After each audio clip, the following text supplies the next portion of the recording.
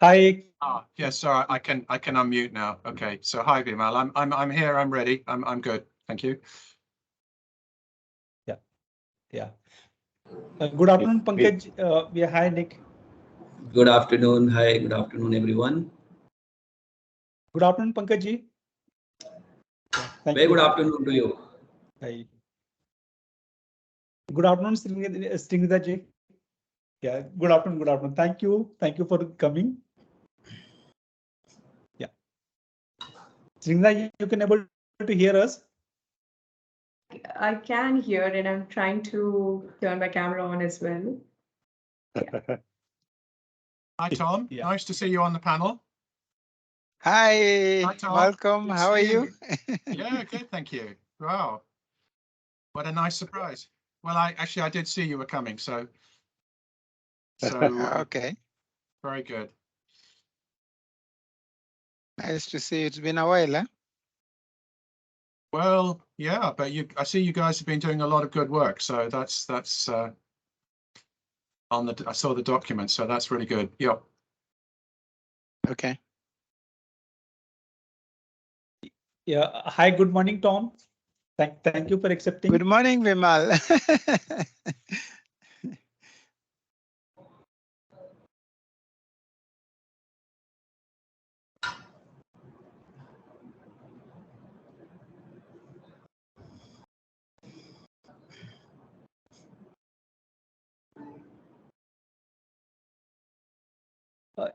Hi, good afternoon, Archit. Welcome.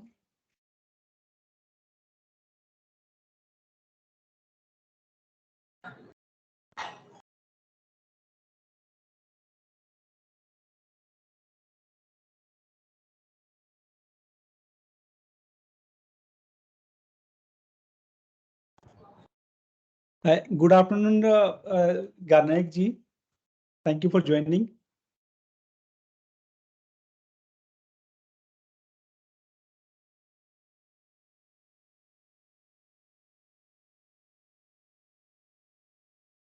Yeah, good afternoon. How are you all? Yeah, I'm good. Thank you for coming. Fine, thank you.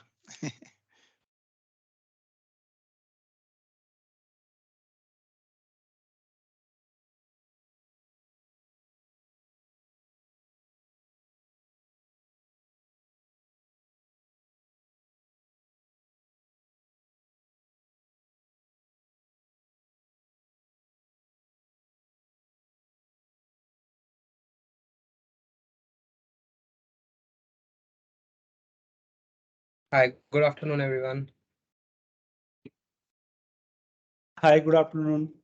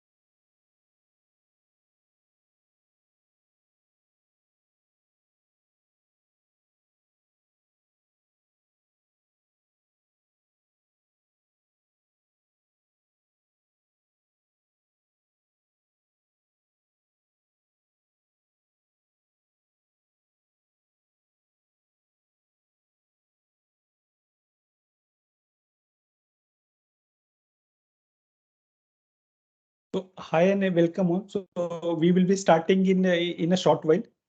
We are waiting for more people to join in.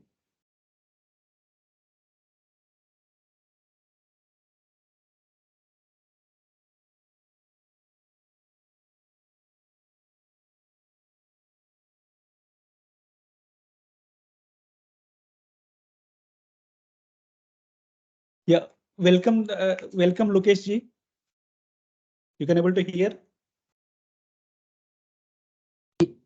Yes, very well, Vimal Kumar ji. Thank you. Thank you for accepting and joining. Thank you. Yeah. Nick, shall we start? Yeah, absolutely. Okay, and the meanwhile, Okay. people will be joining. Yep, that's absolutely fine. Okay, great. Well, thank you everyone for joining this webinar. As Vimal says, we're still getting people joining. I'll give a few words of introduction before we start to help set the scene. So the first thing to say is the Modern Energy Cooking Services Programme. If you didn't already know about it, it's a UK aid-funded programme, currently running over 8 years, with the aim of facilitating the transition from polluting fuels to modern energy cooking, primarily with a focus on electric cooking. And India is a key country for us, but our work spans sub-Saharan Africa and Southeast Asia. We work with many different countries where that transition is underway. Finavista is our in-country partner, leading a very extensive program in India, where we work both with companies that can provide cooking solutions and with the ecosystem that is looking to drive that change within India. And as a big part of that, this talk series of webinars have been very significant, and it has enabled us to promote debate and to raise awareness across the different areas that relate to modern energy cooking. And this is the first of a second series of these talk series, and this is focusing on a topic that we think has the potential to be a real game change, carbon finance. My role, as well as leading the work in India, is to work with cooking device companies, and I'm finding a lot of interest from those companies because they want to reach poorer households, those that would be otherwise affected by affordability challenges, and carbon finance can be a key way to unlocking access to clean cooking solutions for those that closer to the bottom of the pyramid.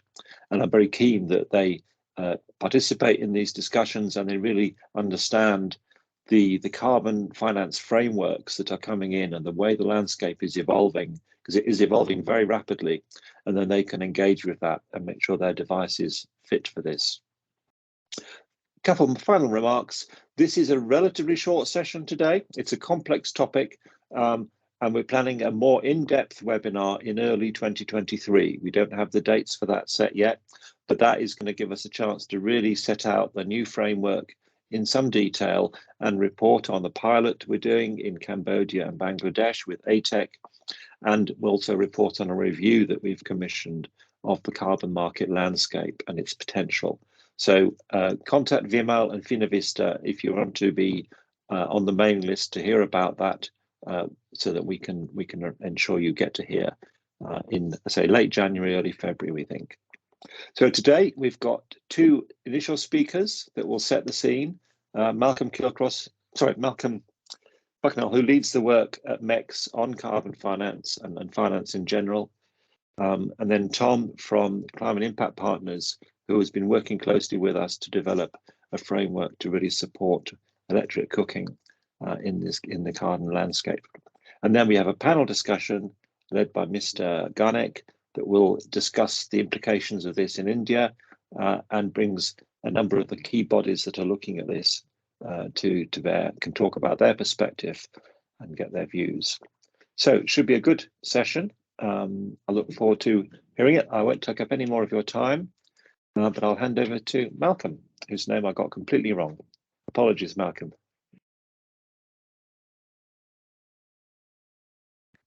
So Malcolm is another. Sorry, go on, Vimal. No, you go ahead. Just I wanted to that our team is going to make this slide for you, Malcolm. Yeah, my team is going to show the slide. And we're recording the session. I hope that's okay for everyone, for wider benefit. But Malcolm is International Liaison Manager at MEX. Shall I start sharing the slides? Go on. Okay, well, thank you very much for the introduction, Nick. It's a great pleasure to be here today and to have the opportunity to present on this very important and topical subject. As Nick said, my role is International Liaison Manager at MEX with a focus on finance and capital markets. And what I would like to do is to give a kind of broad overview of the carbon credit market, and then leave it to some of the experts we have on the panel today to maybe go into some of the specific issues in more detail. So essentially, as probably most people know, the carbon credit market has had a pretty controversial background in many respects. That there's a question of whether this was the right way in the past. I mean, not so much now to reduce carbon emissions. There were issues of double counting, of fraud, imprecise measurements, cost and complexity, and then the whole volatility in the market prices. And particularly when there was a collapse in market prices after 2012, a lot of projects were unable to proceed. So it has not been an easy market in the past, as many people will be happy to tell you. But life has changed dramatically over the last few years. So if we look at the voluntary carbon market, you can see that really in the last full year, the volumes have pretty much doubled to around about 360 million tons of CO2 in the last full year. There is obviously, you can see there's been a whole kind of way that the market has evolved in tandem with various kind of developments going on in the background. And not only have the volumes gone up dramatically, but so have the prices. This is again gives a sort of indication. These are rather broad categories, and the clean cooking sits within the household devices, and it's not really accurately reflected in these prices. But what's interesting is that the way the market has gone up by 25% during that in terms of price in that price period, according to this ecosystems marketplace chart. So what we can say now is that carbon credits are extremely important as a source of financing for project developers of clean cooking projects. So again, it's very difficult to generalize, but it is potential, and Tom can tell me if I've got this right, but a clean cooking project might be able to save around 2 to 4 tons of CO2 emissions per annum. And at the current sort of prices of around sort of $8 to $10 a ton, you can see that this is per appliance per annum. You can see the potential significance of carbon credits for any kind of project. And so when we talk about carbon credits, we're talking about CO2 emission reductions, and one carbon credit is equivalent to sort of 1 ton taken of emission reductions, which have been certified by one of the agencies.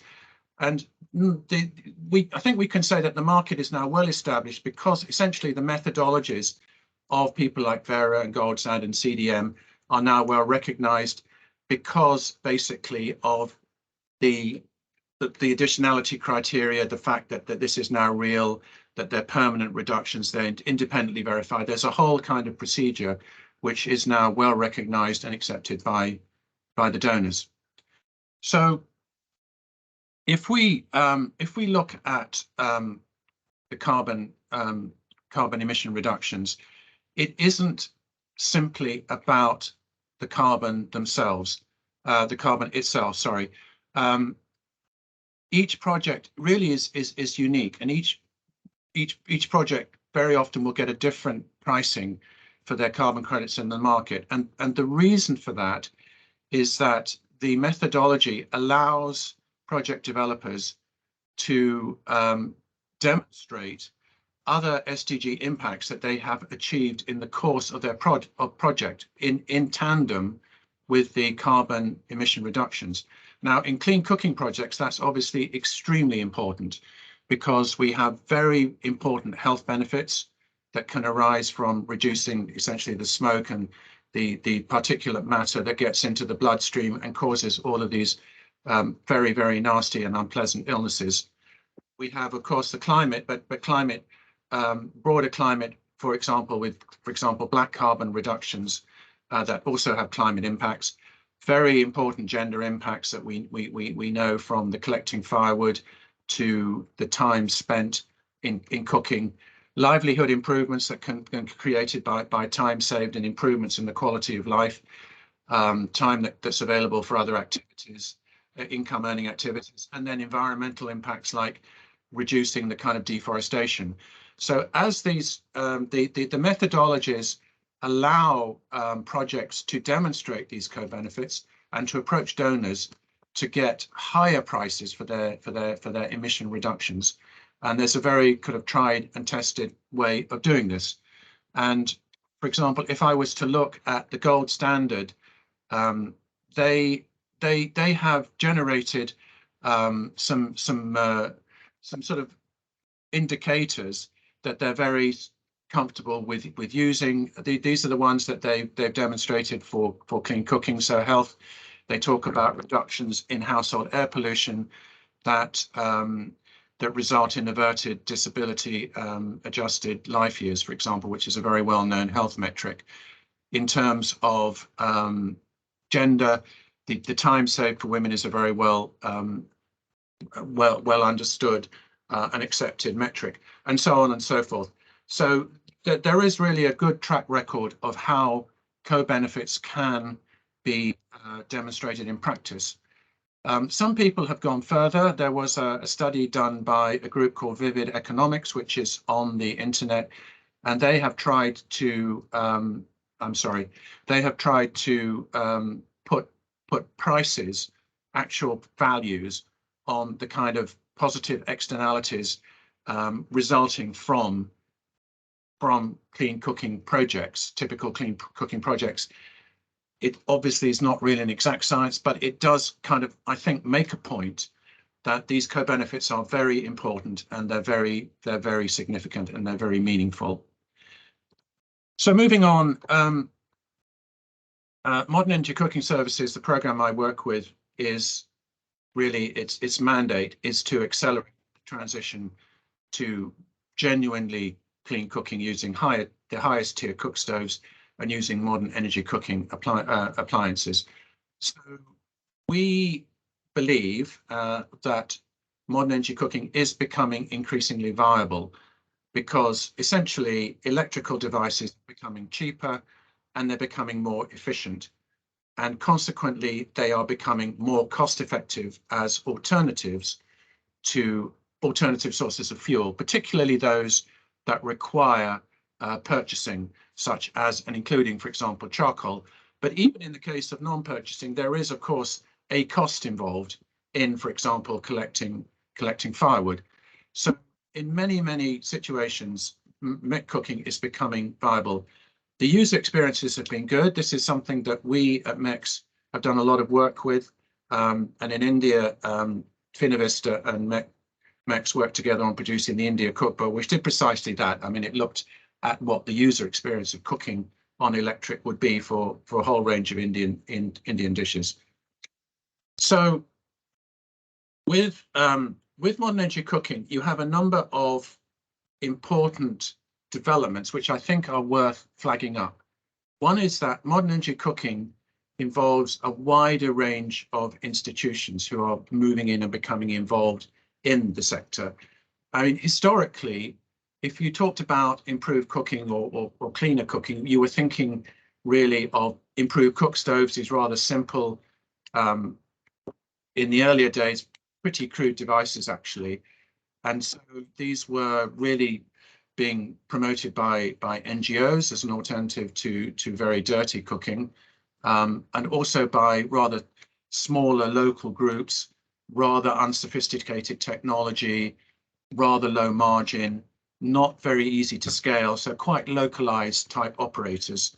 So now with modern energy cooking, you have a really completely different landscape, because we can talk about solar home system companies, some quite large, which are integrating clean cooking into their product ranges. Mini grid groups are introducing clean cooking as part of their product spectrum. Utilities, larger utilities are starting to get involved. NGOs, of course, are still important. Distributors, financing groups are active. Energy groups sitting in the background. So some groups that are promoting LPG, some promoting ethanol, governmental institutions. So we have basically a broader range of players, and more sophisticated. So even if I may say even, but the appliance companies themselves are becoming a lot more sophisticated. And so we have a much broader range, I believe, of people who are potentially interested in getting involved in the sector and for whom these financing mechanisms are relevant. So together with the broader range of players, we also have more sophisticated appliances. And this is interesting is that it goes across a number of different fuel sources. So obviously it applies to electrical, because electrical you can meter usage and you can log it and you can upload that information. But the same thing is true also for LPG and for ethanol, biogas, that you can meter the use of that, and so that you can have a very exact measurement of how much energy is going into a particular appliance. And in electric, of course, induction cook stoves as well. So what you then have is the opportunity to exploit that data for commercial reasons, to know how appliances are being used, how often they're being used, when they're being used, and to see how that can be used commercially. But you also have the ability to use that data for financing type purposes, particularly to demonstrate SDG impacts and eventually for carbon credits. And this is where we have been doing some work with the guys at Climate Impact Partners, as they're now called. They are, of course, a merger between two companies, Climate Care and Natural Capital Partners. I'm delighted that Tom Owino is going to be talking in a minute or two. So perhaps I can let him really talk more to this. But essentially, we were very happy to work with Tom and his colleagues in developing a new methodology that has been accepted by Gold Standard, and we now have a project which is going through the methodology to demonstrate how it can be used in practice. And essentially, what this methodology does is it uses actual usage data as a way to demonstrate carbon emission reductions by working off the relative efficiencies of cooking appliances used by the project and cooking the cooking appliances and way of cooking that was used before the projects were actually put into operation. And what we see happening is that the large certification agencies, which means sort of Gold Standard, Verra, and also CDM, are moving increasingly towards digital platforms and digital methodologies, because they want to reduce costs to help the sector move forward, and because what data, smart data, actual usage data does is it uses, because you're logging actual usage of devices, you're getting very accurate, reliable, and high integrity reporting of the way that the project's working. And this gets round the issue of certification of appliance use through surveys, which can result, I believe, in some kind of behavioural type issues, which may throw the whole process into it may create question marks on the validity of the whole way things are done in certain situations. So there are a number. So basically, put simply, simpler methodology, cheaper costs, and more reliable reporting, and that's the way we believe this whole area is moving. And hopefully, Tom will. I'm sure Tom is going to tell us more about that in his more authoritative way in a few minutes. So the other big issue that we are all very, very much aware of at the moment is the whole issue of Article 6.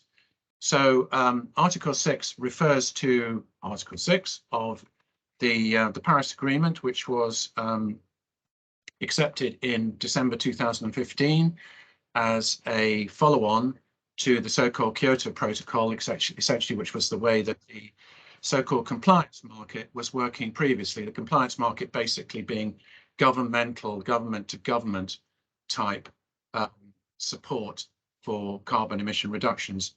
So Article 6 has created a whole kind of new regime where countries set up that set out their targets to reduce emissions through a procedure called nationally determined contributions, and within that there is a kind of accounting procedure which is called corresponding adjustments as to how this takes place.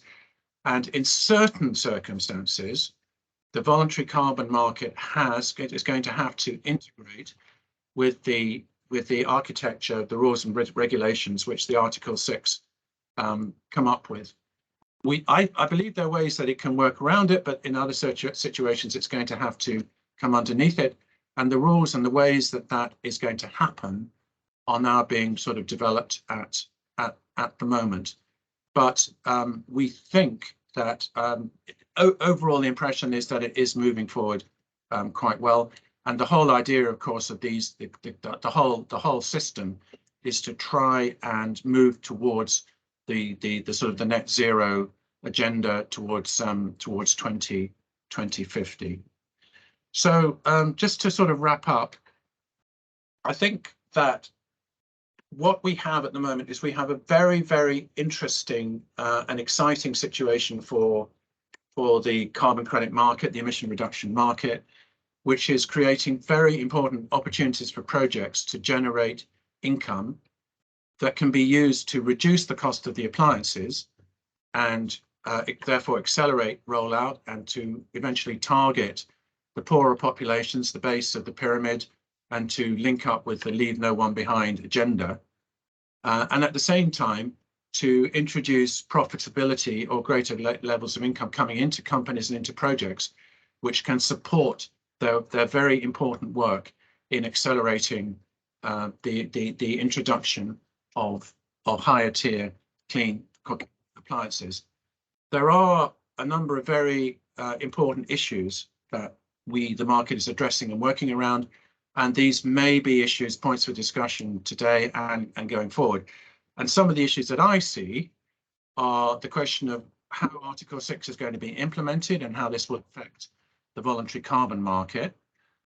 The issue of how digital technology can be used and leveraged to reduce transaction costs and reporting accuracy, and how we can help that process to happen, all of us. How the co-benefits can be most effectively integrated into carbon credits to build on what's already been achieved. More is happening now. We're getting people like credit rating agencies who are looking at these carbon credit projects to look at these co-benefits and to help the process of shining light on projects and showing the value in these projects. So again, obviously the way the carbon market is going to develop in terms of volumes and prices, the opportunities that they're going to throw up, the work that's being done by people like the task force on scaling voluntary carbon markets, how important it is it making a difference, what direction they're going in. And then finally, this rather topical issue of the question of, is there overclaiming? Does that happen from time to time? And what the agencies like Gold Standard can do to deal with this issue, and basically to maintain the integrity and the confidence of donors in the market. And to what extent we should be concerned about that, or to what extent we can rely on the certification agencies to do the job which they are doing, and that they were going to stop any malpractice from happening. But I think that has been a talking point, and I think particularly with all of this money now that's coming into the carbon credits, that to make sure that the integrity of the project stays. And obviously, I know that the high quality firms like Climate Impact Partners and South Pole and the like also play a role in weeding out any malpractice. But obviously that is something that we all want to make sure that going forward, that the market maintains its momentum and that the donors have absolute quality and we don't have any bad situations that arise. So that's it really from me. I hope that's given some kind of overview on how the market is developing, and I'm looking forward to listening to the rest of the seminar. Thank you very much. Thanks, Malcolm. I think that does set the scene nicely, and I'll hand over very imminently to Tom at Climate Impact Partners, just to highlight for everyone's benefit that we do have an extension to the schedule for this. Normally these talk series run for an hour, but we're able to run this slightly longer for an hour and 15. Obviously, if you need to leave at the end of an hour, then you can, but you have the option of staying on for longer. Okay, I'll hand over immediately now to Tom Owino, who's Projects and Technical Director at Climate Impact Partner, and can tell us in detail about the framework within the time that's available. Thank you, Tom. Thank you. I like the emphasis on within the time available, because this is a very wide topic, I think, but I'll try to squeeze it within. I think I basically have something like 10 minutes to cover it.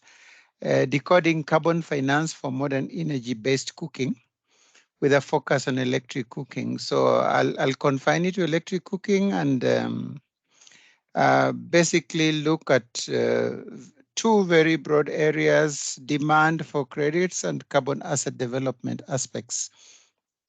Now, Malcolm has covered quite a lot of areas that I was going to touch on, and so I'm going to try and just fill in between the gaps. Some of the gaps is left out, and I think that the rest can be filled during question answer time. Now, we are really aiming for large-scale adoption for modern energy-based cooking solutions, and specifically electric cooking. And for this to be achieved, I think cost is key. And although the cost of these cooking solutions are coming down, I think there's still a huge opportunity in reducing these costs. There's a lot of scope. And one way of achieving this is carbon financing. Hence, the need to talk about carbon financing. And in very simple terms, I don't know how conversant the audience is with this particular topic, but I can say that it is an innovative funding mechanism that places a value on carbon emission reductions that are delivered by a project. So it basically is a means of bringing in additional revenues into the project by selling the emission reductions that accrue from the project, otherwise known as carbon credits. Now, while carbon emission reductions can be achieved through a variety of project types, today my focus is a bit on electric cooking types of projects only. Now, to be able to sell carbon credits, demand must be there. So where is this demand coming from? And a key factor that currently is influencing demand is corporate targets and offsetting targets that have been set by various corporates. And a recent study by Climate Impact Partners, I think Malcolm also mentioned a number of issues around this demand, how it's been behaving and how it's been increasing. A recent study by Climate Impact Partners on Fortune 500 companies reported that 42% of the companies have actually set up some form of climate targets or milestones to be achieved by 2030 or by 2050, and either in form of emission reductions or what we call the net zero. And this is really influencing the amount, the demand and also the pricing. So despite major economic headwinds that we have been experiencing, things like war in Ukraine and various economic headwinds, we still see significant ambition in this area from the corporates. And the companies that have committed to more ambitious decarbonization targets are also indicating that they will also set targets for their supply chain values, which means that besides the demand that is coming from the corporates themselves, also their supply chains will have some demand. But it is important to note that this demand is coming with very significant or important requirements. The first one, and I think Malcolm mentioned about SDGs as core benefits of the carbon credits, they require high impact carbon credits. And high impact carbon credits, basically, I mean here carbon credits coming from projects that are also contributing significantly to sustainable development goals, one way or the other. And electric cooking has health benefits, has economic benefits, and other significant benefits that Malcolm mentioned or highlighted there, which I don't want to go into. But these are very, very important. And while there is a choice of standard to which a project can issue or be registered to issue credits through, it is important to note that currently the main one that also certifies the impacts associated with the carbon credits is the gold standard.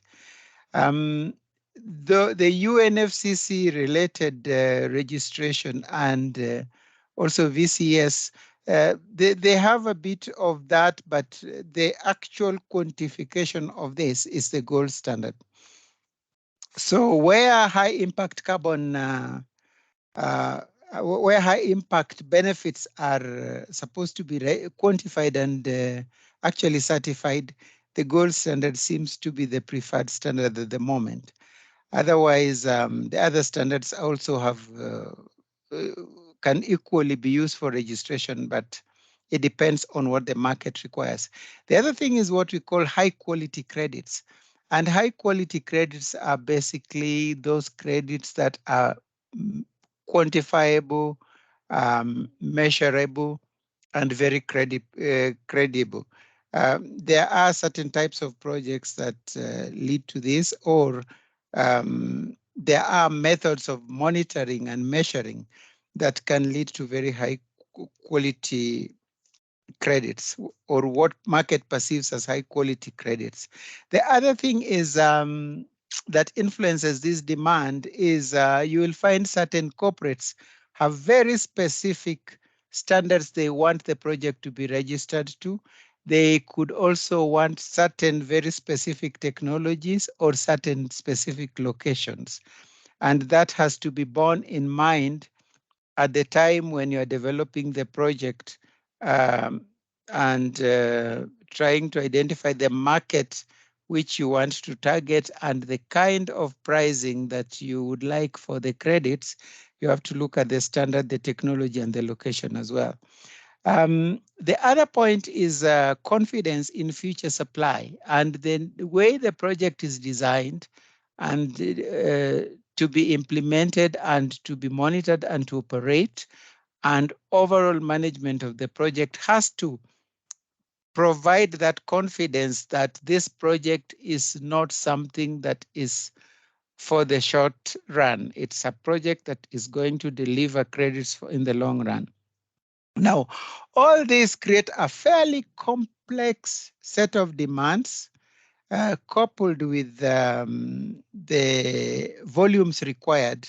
So you find that to address this adequately, one needs some kind of support from players or organizations that have developed adequate expertise to be able to do that. Now, moving away from the demand, I can then go to the side of carbon asset development. And while design implementation of a project does not necessarily lead to quantifiable carbon credits that one can sell, it is important that if one is interested in realizing the value from their carbon credits, they design the project in a particular way, they implement it in a particular way, and they monitor it in a particular way. And that whole process is what we call the carbon asset development process. And it starts with the design of the project. And while designing the project, there will be certain requirements of the standard to which you want to register the project to that have to be met. There will be an applicable methodology with its own requirements that have to be met, both for the determination of how the baseline is structured or defined, and also how the project is going to be implemented, and how it's going to be monitored. All these have to be linked together. Nick, when you raise your hand, does it mean time is over? If you could be drawing to a close, I'm afraid it does, Tom. Okay. So basically, what I'd like to say about the carbon asset development process here is that we have now a methodology that Malcolm has already mentioned, which is designed specifically to support those projects, cooking projects that would like to register for carbon credits, and they have the capacity to meter or to measure the amount of energy used by individual devices in the project. Now, this has the benefit of simplification of the monitoring, and also the costs associated with the monitoring and implementation of the project. And as Malcolm mentioned as well, in future we see digitalization of the monitoring, verification and reporting of projects, significantly reducing the costs associated with the carbon asset development. And we are working with currently 2 electric cooking projects, one in Cambodia and one in Bangladesh, to pilot this methodology and to test it, to be able to demonstrate how the methodology benefits specifically electric cooking devices where metering is possible. I think I'll stop there, and any other issues I will address through questioning and answer session. Thank you. Thanks very much, Tom. And as I said, we are planning to have a more substantial session about this in the new year, when you'll have a chance to explain the full methodology in more detail. But if there's any links that you can give people where they can read about it, I think that would be really helpful as well. You could put that in the chat. Okay. Yeah, great. So let's have a discussion now about the situation in India and the experiences that colleagues are having there, and the opportunities that they're seeing. And I think we've got a very strong panel of organizations and individuals who've each got a unique perspective to bring to this. And I'm also very pleased that we have Mr. S.P. Garnik, who's going to moderate that session. So I'll hand over to him and look forward to the discussion. Thank you very much. Thanks, Dr. Nick. Good morning, good afternoon, good evening, based on the people wherever you are listening to this conference talk today. It's a pleasure to be here, and in fact, to be involved in this great initiative under this MECS program, the Modern Energy Cooking System Program. And I must appreciate Dr. Nick, Mr. Malcolm, Mr. Tom, the way they highlighted, they articulated the entire issue, keeping this carbon credit in view. We have a strong panel now, and we have 4 panelists to speak about, depending upon their expertise, their experience, and the success story what they have behind. Before I request them to go ahead with their views, so let me just give you a brief about what is the expectation as far as India is concerned. And I think everybody knows about this, the Go Electric campaign, which Government of India has set, and talking about the transport sector and so also in the cooking sector, particularly targeting to the common consumers, the domestic consumer, as well as this commercial or the institutional consumers. The important thing is that we are mostly dependent on the LPG as a fuel to go for this cooking things at the consumer end. And if you see, with a 20 crore number of families in India and with roughly about 5 to 6 cylinders per year, so probably 1.2 to 1.6 billion number of cylinders are required every year. And when we are depending in the outside world, about 70 to 80% of this fossil fuel, I mean the crude oil or the gas is being imported. So then it makes a tremendous challenge for the government to see how a best situation could be. So I think this discussion has started long time back when I was in Energy Efficiency Services Limited, how this clean cooking system could be. The important point is that what I liked Mr. Tom and Mr. Malcolm highlighted about this, because it's a clean system. It gives a kind of a healthy environment to the consumer, or particularly the women who are involved in this cooking process in our homes. And at the same time, it is also safe. It is safe to cook and all. And if you go to the technicalities, if you see these electric systems are always efficient compared to a LPG burner, which is roughly about 50 to 60% efficient. I mean, the efficiency value, but at the same time, it would be 80 to 85% in case of a electric system.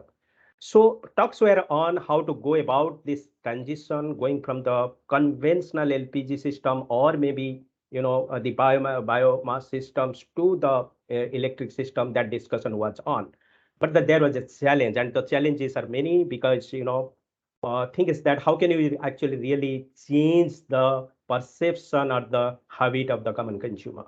You need the cooking in the evening time and you need the cooking in the morning time, and if the reliability of the power supply is not there, then a consumer will not be interested whatever provision you put. So keeping that and imagining that the things are improved and we have a 24/7 power supply, reliable power supply. So there is a need to go for this transition. Now, the point is that are we really targeting to the common consumers, that is the domestic consumer, the rural side, or to the just to start with whether to go into the metro cities or maybe urban consumers. So that's the point to see, because I like the point which Mr. Tom highlighted, the demand. The demand is very key. If we are talking to the carbon credits and all these things. Now, the point here is that do we really need a carbon credit system for this electric cooking? I believe this carbon credit or the carbon financing mechanism is required only when you require a cost reduction.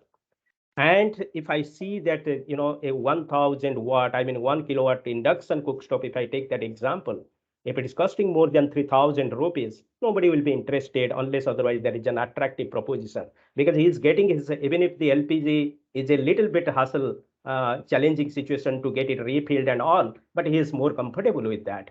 So point is that the initial cost, the upfront cost to the consumer is always a big challenge in a society like ours. So my point here is that if we can bring down that cost to an affordable level, maybe 1,000 rupees or so, but rest 2,000 rupees, which is the gap, which is the viability gap funding, if that can be done by innovative financing model, and probably this carbon crediting mechanism or this carbon financing mechanism could be one of the solutions.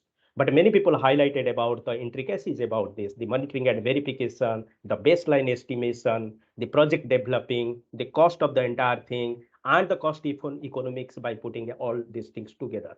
So this creates a very important challenges to that. But nevertheless, the things are the way we have set our NDC targets, the corporate SDG targets have been, I mean, the aims have been kept. So it looks like that this particular system, while going from a conventional cooking to the electric cooking for a safer world, we need this kind of intervention. There is no doubt about that. Only thing is that how quickly we are aligning with our timeline, that is the important thing to see. So ladies and gentlemen, without further ado, let me invite Mr. Pankaj Pandey, who is our first panelist. And He's director of business development from EKI Energy Services Limited, and I think he has more than 15-16 years of experience working in very prominent projects, particularly targeting to the low economic group sectors. So Mr. Pandey, I'll give you just 2 minutes to highlight on, is there a need of carbon financing in this space, and how can this modern energy cooking sector leverage in the carbon finance? Also, you can give just your introduction about this, and then give your views. So I was thinking earlier that we'll speak for 2 minutes, then we'll go for a question answer kind of thing, but I'm just clubbing it around because of the interest of the time. So you can take at least 5 to 6 minutes time to complete give your views in this direction. So, Mr. Pandey, over to you. Thank you so much, Mr. Shome. So let me begin with first thanking MECS and Finovista for choosing this important subject to talk, and thanks for inviting EKI and me particularly to discuss on the subject. Yeah, good afternoon everyone, and good afternoon, Mr. Shome. My name is Pankaj Pandey, and I represent this company called EKI Energy Services Limited, also known as Enking International, who is there into this space of climate change and greenhouse gases emission reduction globally. One of the world's largest carbon credit developer and supplier, working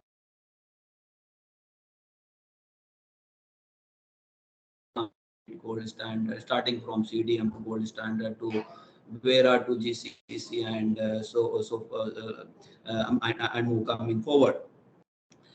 Why this is important subject to discuss is one very important is catastrophic global warming, which is there and which is affecting all the mankind, and in fact that could be the reason of non-existence of this planet Earth. 2 global emissions coming out of polluting biomass based cooking.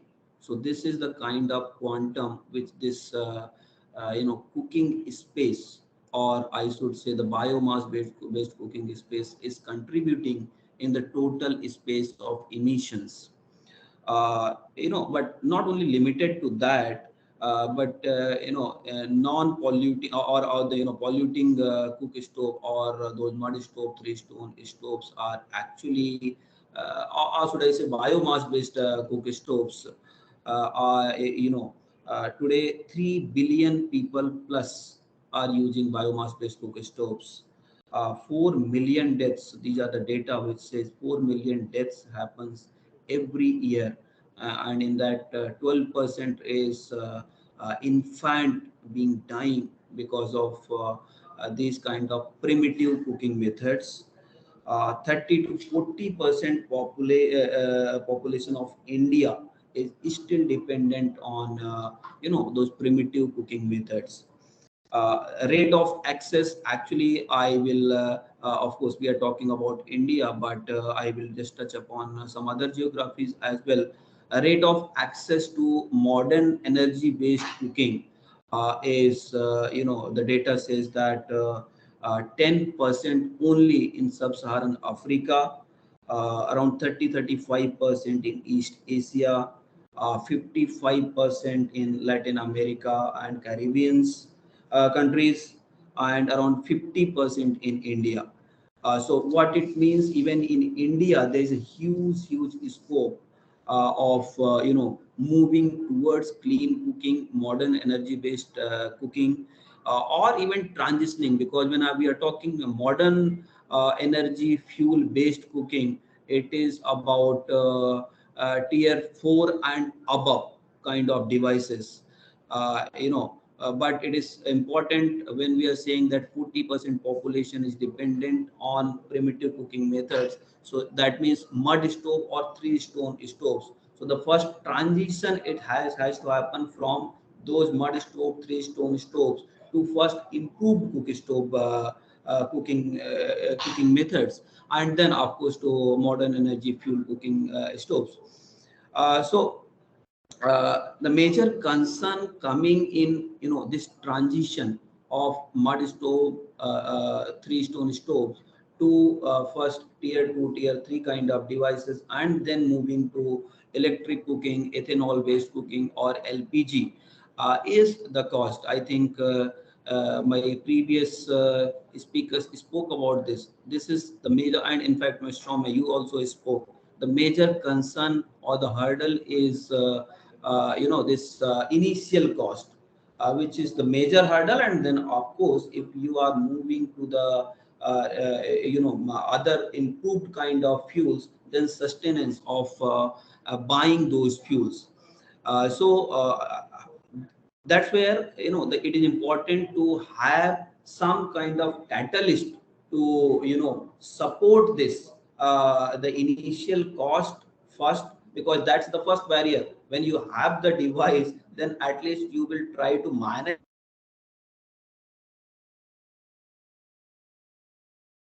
or improve cooking, then you can't do anything. So the first catalyst actually is required to get the device, and that's where be it improved kind of biomass based cook stoves, and electric cooking, or ethanol based, or pellet based cooking, all these needs initial lot of capital. And that's where carbon finance plays a very, very important role, where the cost of devices or the project development can go down drastically in the tune of let's say 45 to 50%, or even more than that, I mean, my point of view would be that it is very, very critical, and it is good that world is recognizing the importance of these kind of technology in terms of the demand of carbon credits as well, because overall worldwide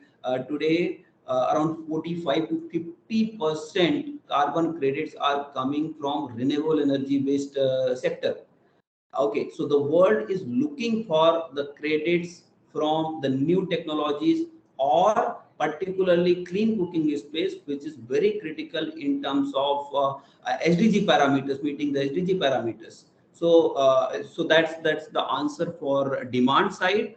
And yes, it is very important to have the carbon finance, which will help the initial hurdle of capital requirement for moving towards cleaner, more efficient, or electric kind of cooking stoves.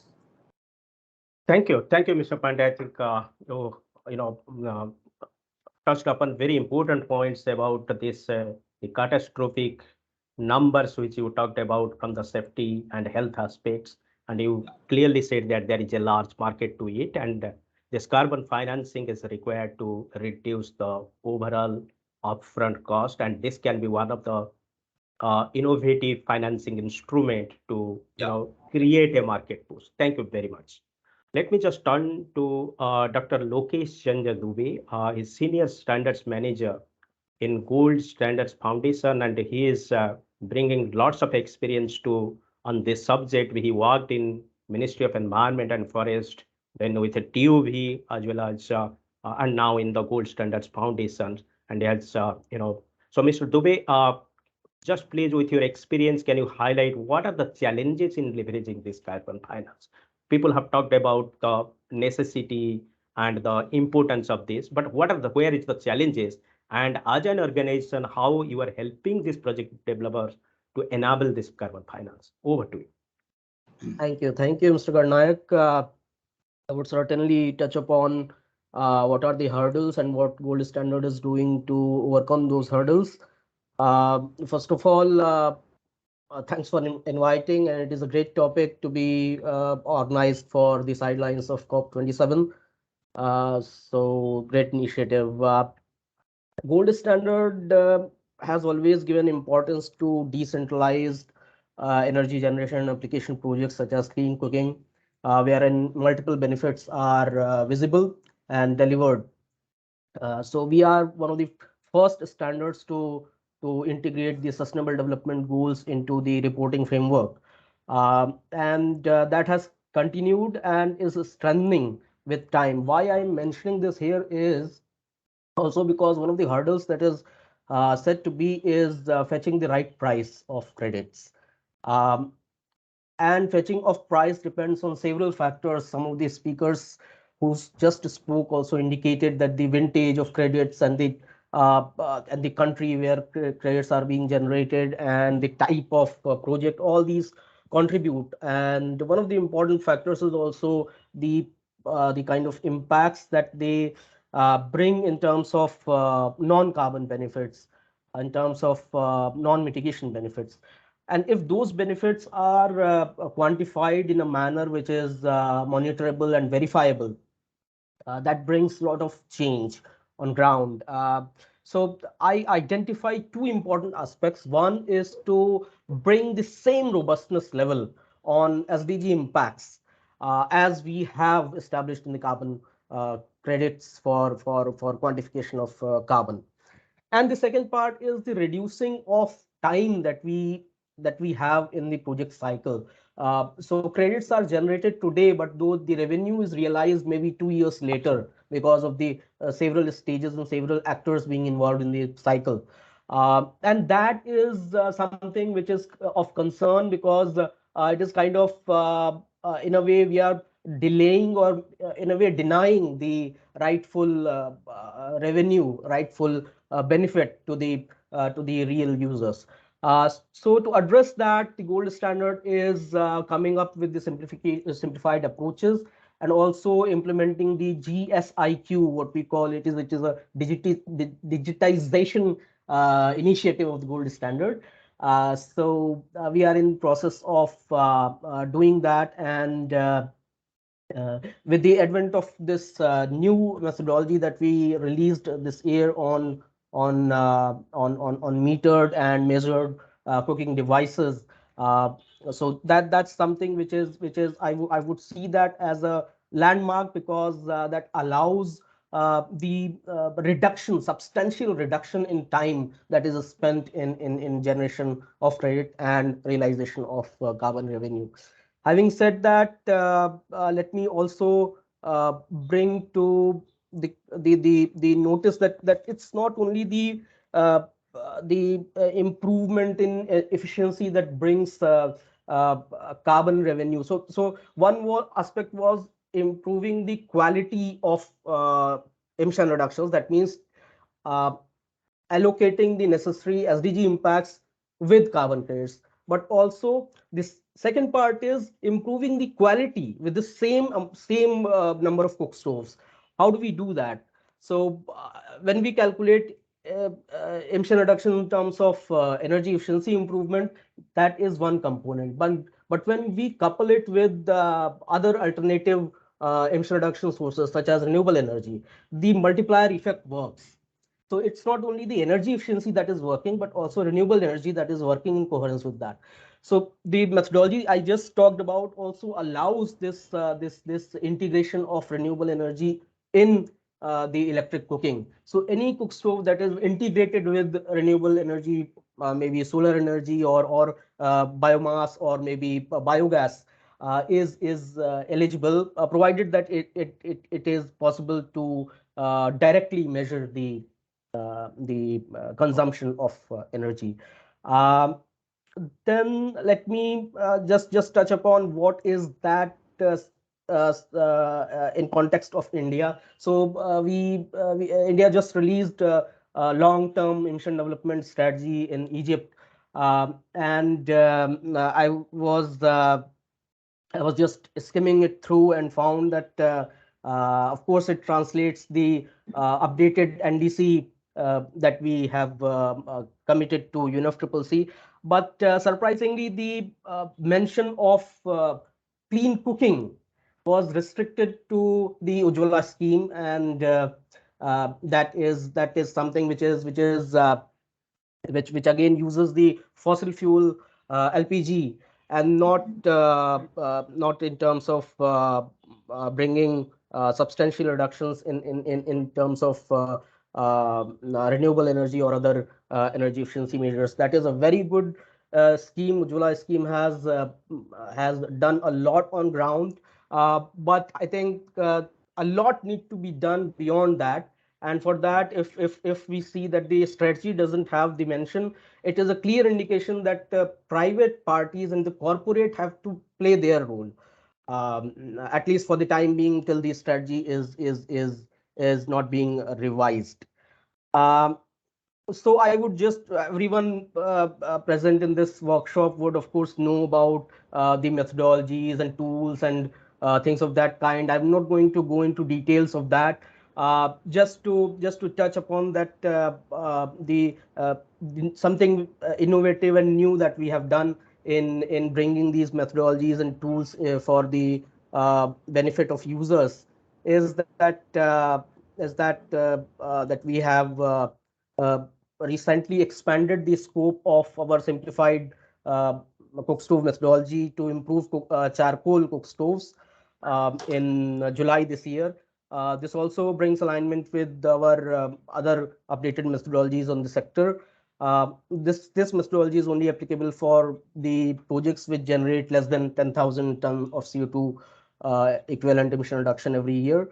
So that is something that we have done recently. Then the Yeah. Please conclude, Dr. Dubey. Yeah, sure. So would also like to bring to the notice that we have our SDG impact tool that was launched earlier this year.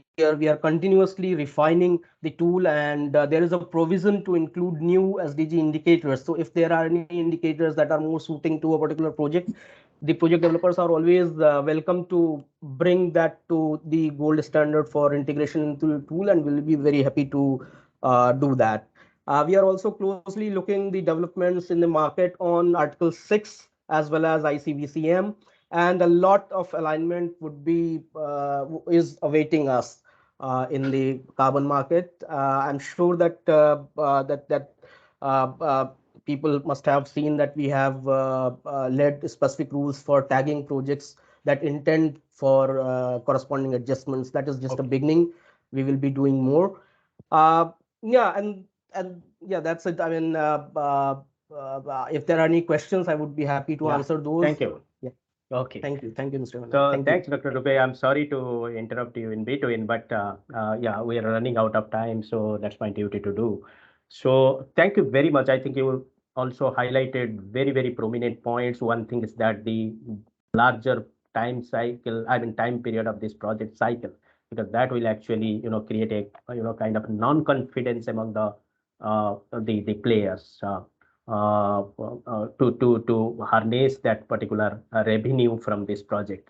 The other point also you touched upon, that's the solar integration. I like that because that will always, take you to the greening side, but at the same time, it increases the cost like anything. So I don't know how much, this solar integration will really help in bringing this electric cooking as a service or as a project kind of thing, and probably this carbon credit mechanism could be a best possible solution to go ahead about that. So thank you very much for your point. So let me turn to our third speaker, Ms. Snigdha Verma. So my ex-colleague, in fact, she's from Convergence Energy Services Limited, which is a 100% subsidiary of Energy Efficiency Services Limited under Ministry of Power, Government of India, and she's here to talk about. I would request Snigdha, if you can just highlight how this cost reduction can happen, and with a specific reference to the work you did in Gram Ujala for the LED bulbs, and if that kind of concept or approach could be applicable for this induction cook stove. Over to you, Snigdha. Thank you so much, greetings, everybody. I think this is a very timely discussion as we are having the COP27, and there have been a variety of initiatives launched by the US, by the Africa Carbon Markets Initiative. So this is clearly a very hot topic globally, and there's a lot of interest. But I'm also glad that MEX has organized this discussion where they've highlighted that there is a need for MSME sector and smaller players in the market to be able to tap into this market. And there is this gap in terms of capacity, which needs to be filled. And I think MECS is doing a great job of that.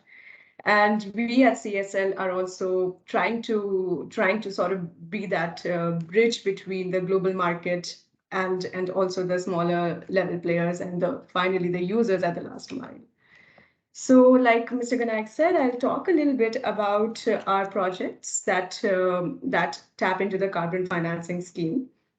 One is the Gram Ujala program, wherein we have subsidized the cost of an LED bulb through carbon financing, and the project is designed in such a way that this was already a registered POA on CDM market, and it had already been implemented in a couple of states by another party, and then we tied up with them and implemented it across 8 states in India through this initiative called Gram Ujala. And it was in September, and recently we have now, since the closure of the CDM market, we have made a fresh registration in the Vera carbon market. So if you go to the Vera carbon market, you can see our project registered there. It is the project proponent is a subsidiary of Sequest Capital, and we are the implementing partners across Karnataka, Uttar Pradesh, Telangana, and Bihar and a few other states. And for each of them, we have an emissions reduction of approximately 100,000 tons CO2 per year. It varies depending, of course, Uttar Pradesh and Telangana, there's a difference. So that's how we have tapped into the market. The verifications are now under process. And since every CPA had to be registered independently in Vera, we are at different stages, but hopefully in the next few months, we will have the verified carbon emissions coming out of those projects and be able to give a very solid answer to what Mr. Ganaik was saying, that how it can help reduce the cost of the devices that are being deployed. So hopefully we'll be able to have a good number on the dollars per TCO2 that we are able to create, and be able to say how successful this project has been. Moving on from the Gram Ujala, where we acted as the implementing partners for an already registered PD, we are now in electric mobility launching initiatives where we are acting as the project proponents, and we are designing the project, we are developing the monitoring mechanisms, and we have recently submitted for EV chargers a project again in the Vera carbon market. So hopefully that's under review, and Vera will decide whether they'll be registering our project or not. And similar conversations are happening for our bus project and others also. So CSL is sort of building this portfolio through their different projects, and carbon financing is playing, we're trying to leverage that across all our projects. I wanted to touch upon a question that came in the chat about the benefits to the users. So that is something we are exploring.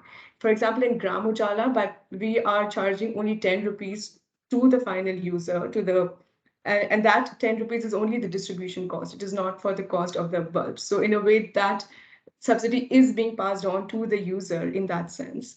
And in addition, which sort of answers the question that Megs raised in the agenda, that how do we help MSMEs get access to this? So for example, in Gram Ujala, we have 7 small-scale distributing agencies that have distributed the project, who have implemented the project as per the methodology in these states. So they have indirectly benefited through the carbon financing program. And now with us acting as a project proponents in the electric mobility, we are also trying to encourage more manufacturing units and OEMs to get into this business, and therefore be able to pass on the benefits to them as well. And in our last event that Mex had organized, I had the chance to meet some of the stakeholders there. Urja Box, I remember, had a very good idea on how we as a government agency could develop a methodology for a variety of cooking stoves and have it submitted, because we as a government agency have a little bit more access to finance and a small MSME would be able to. And we create an umbrella project under which different cooking cook stove manufacturers can apply, act as our distributing agency, and be able to take share of the revenues that are generated through the carbon program. So I thought that's a really good idea that Urja Box had shared, and I thought I would bring it up over here. So that's mostly what I wanted to discuss. I'm really looking forward to Fair Climate Fund also, and they've done some really interesting work in supporting SEWA and others. So I'm really looking forward to that as well. Thank you, Snigdha. I think great points and excellent work you are doing. And already you have set this ecosystem, understanding the players, the challenges, and touching upon to the rural consumers in this Gram Ujala program and leveraging this carbon financing. So, ladies and gentlemen, I think the experience is already there, and Energy Efficiency Services Limited has already joined hand with MECS to distribute, deploy more than 20,000 odd numbers of induction cookstoves. And as this experience is already there, probably that can be suitably leveraged, linked to go into a large-scale carbon financing program on the induction cookstoves. Good points, and I would suggest that people may touch upon to get in touch with these panelists in the subsequent stages to get further insight to go ahead about this. Let me turn to our last speaker, Mr. Archit Batra. He's Senior Carbon Business Developer in Fair Climate Fund, and he has lots of experience in the carbon financing things. And I would request him if he can just limit his views maybe within 5 minutes to touch upon what is his views as far as electric cooking system is concerned, keeping the Indian market in view, and the speakers what they have said, how your views are aligned with them. Mr. Archit. Yeah, hi everyone. Thank you, Mr. Garnaik, and thank you, Mix and Finovista, for having us here. So really lovely listening to all my fellow panelists. A lot of insights, and I feel that there is a lot of alignment already in the thoughts. So I'll just give a brief about. So Fair Climate Fund has been active in carbon markets since more than 15 years, and we are known for producing high impact credits. So we are working in the space of clean cooking projects, nature-based solutions, and electric vehicle projects as well. So I'll tell you, so Fair Climate Fund is the vision of the organization is majorly on uplifting of rural communities. So all the projects that we have done, so we are probably one of the only organizations who have listed a lot of clean cooking projects within India, although they are right now based on improved cooking cookstoves. But in the electric cookstove space, we are doing a couple of studies within India as well as Africa in Rwanda, where we are understanding how the projects can turn up. So definitely I'll talk about a few issues as well as challenges, the benefits and the challenges which we are facing in these projects, just based on the studies and the views on it. So in the electric cookstove space, it is definitely clean. That is what we observe. So we as a company are more focused on clean cooking mechanisms. Hence, we do not want to replace LPG. That is the first thing, because again, venturing into urban areas, we feel that it is, first of all, it doesn't seem additional for a project. Rural communities, the ones vulnerable to the climate impact, need more assistance on this. And definitely SDG 3 and SDG 5 are the SDGs which we are majorly focusing on, even more than SDG 13. The reason being, as Mr. Pankaj also gave us the amazing numbers, that how there are a lot of deaths happening just because of the pollution happening due to those mud chulhas and stone cook stoves. So that is something, again, we are with the electric cook stoves, what we feel the major challenge would be the color of the grid. So we want to replace thermal energy, and right now in India, again, like the Indian grid is definitely getting better, but right now it's still red. Hence, electric, that is one of the major challenges that electric cooking can face. And secondly, it is also how connected are those rural communities or the villages.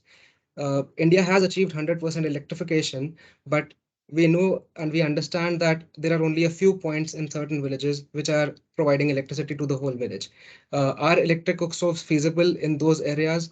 Are we actually able to replace the biomass burning which is happening on ground, and would that be feasible? That is something that we really need to check and understand. That is again one of the major issues.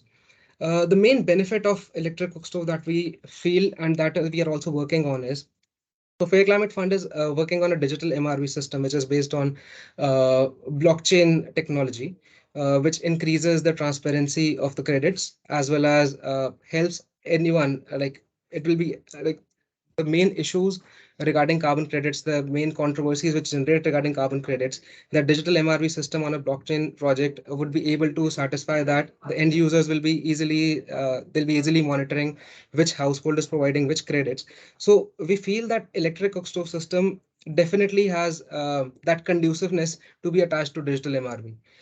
Hence, we feel that the, there is a lot of there's a lot of scope of improvement again in terms of the technologies that we are having on ground right now in terms of electric cook stoves, but the future seems really bright.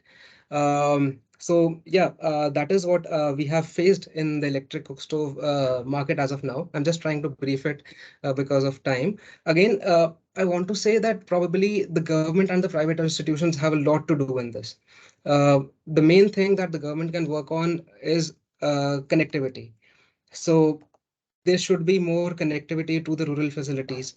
There needs to be like they need to have that understanding that getting fuel wood from the forests is difficult than having electricity at home. So if the communities can understand that point, it will be way easier to implement a project.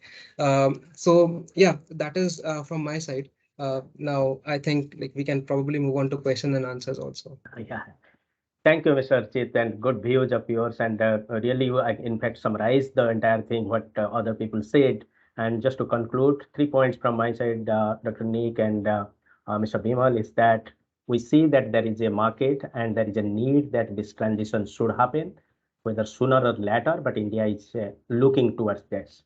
Second point, the cost is becoming a pain point for everyone, and probably a blended financing approach, whether by bulk procurement with a proper demand aggregation that can reduce the cost, then with some kind of subsidy arrangement from the government, and probably linked to the carbon financing that can reduce the cost like anything, whether the option of one or two or combining of all these three. The third one, which is coming to my mind, nobody talked about that, is the technical standards. Because the moment you go for a deployment, you have to have procurements, and the procurement should be aligned with the what should be the best possible technical standards for this equipment. That needs to be standardized. And the fourth point is that as we are talking about carbon credits on a project development basis, and India is looking towards this voluntary carbon market, it must have to be linked with that as with aligning to the Article 6 protocols and all. So these are the 4 summary points I'm bringing from this, whatever the esteemed panelists spoke about today. And with this, I conclude it here and handing it over to you for the next proceedings. Thank you. Thank you. That's great. That's great. I think it's been a challenging discussion because it's a very big topic, and there's a lot of different aspects of it. I suspect a lot of people who are on the call, we've had some feedback from people are fascinated and see the potential, but they still don't know quite where to go, how to begin, what the next step should be. So I'm hoping that they will have a better idea now. There are lots of organizations out there, and you've heard from some of them, that can put together carbon finance projects for you if you have an opportunity or a need, and they will be the specialists. The MEX team are not specialists in that sense. We seek to facilitate this kind of thing. So if you've seen people in the chat that are saying they can help, then contact them, I would suggest. But as I said at the start, we will be having a more detailed discussion about the new frameworks and the opportunities and the findings from our own pilots in early next year. And the dates for that will be forthcoming as soon as we can arrange those. And keep an eye out for other elements in the talk series. We're going to be talking about a whole range of topics this year, particularly how India can be collaborating with other countries. I do really see India as an amazing hub for clean cooking transition. It's been on a journey itself with the investment in LPG, and I think they're now definitely looking for the next opportunity to shift how people cook away from polluting biomass as LPG becomes more and more expensive, both for the government and for the individuals. So it's an exciting place. Do keep in touch. I look forward to speaking to you and hearing from you all very soon. Yeah, thank you Anything very else, much. Vimal, I should say? Thank you very much. Yeah, Bye. yeah. Thank you. Yeah, thank you, Garnaik ji. Thank you, Nick. Thank you, all the panelists for coming and discussing a very pertinent topic. When we as a program talk to people, talk to manufacturer, talk to users and all, everybody have the same question like point 2 number of Mr. Garnaik, how to reduce the cost, and what is the answer? And then the third is that do we get carbon credit in electric cooking? If yes, how many units and all? So there are a lot of questions are still there, and we have decided that which Nick has already mentioned, that in end of January or beginning of February we are coming up with a more kind of training session where we are going in details that how actually you can register your project. And really like this thing that is the concept of umbrella project where the smaller people can join together and all. So everybody will be benefited. And there is a recording, Bimba, if you can send the link to everyone who participates, I think that'd be useful. Yeah, we will be sharing the link link with our social medias and platforms and all. And thank you, Mayor, also. Yeah. Thanks, everyone. And Thank we you have, very much. yeah. Thank you. Yeah, And have we a have good also, evening. Thank you. yeah. Thank you. Thank you all. And we have also created a WhatsApp group for the clean cooking in India and share the link here. So people who wish to join the WhatsApp group, they can come. It's basically the learning and sharing and opportunity sharing opportunity where it will be beneficial for this people. Thank you. Excellent. Thank you. Thank you very much. Thank you. Thank you, Thank everyone. Bye bye. Bye. Thank you. Bye-bye. Thank you.